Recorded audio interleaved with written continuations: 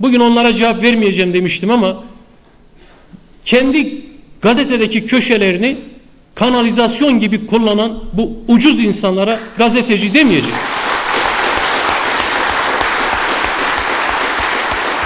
Böyle bir şey, bu kadar ucuzluk, pespayelik olamaz.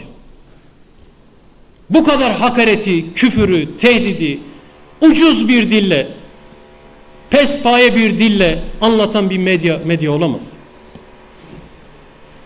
Zannediyorlar ki bunları söylediler. Bütün halkın gönlüne serin sular serpildi. Ya insanların yarısı sizi alkışlıyorsa yarısı da öfke biriktiriyor içinde. Bunu siz yapıyorsunuz ya. Ey AKP'nin şakşakçıları, yine maaş alın. Aldığınız bol paraları yine harcayın. Ama biraz vicdanlı olun ya, insan olun ya, biraz namuslu, haysiyetli olun ya. Gazeteci olun falan demiyorum, olamazsınız da. İnsanlıktan biraz nasibinizi alın ya. Orada bir tecavüzcü ordusu kardeşlerimizin kentine girmek üzere, sen çıkmışsın bize küfür, hakaret, tehdit yağdırmakla uğraşıyorsun ya. Bütün medya kanallarını bunun hizmetine vermişsin.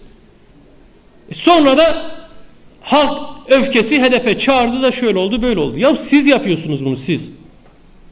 Biraz halkın isyanını, öfkesini siz anlayın öncelikle. Siz anlayın ki birbirimizi anlamamız kolay olsun. Dilinizi biraz düzeltin, dilinizi. Kiminle barış çözüm yapacaksınız? Bu küfür, tehdit, hakaret yağdırdıklarınızla mı? Bu kadar ucuz mu barış işleri ya?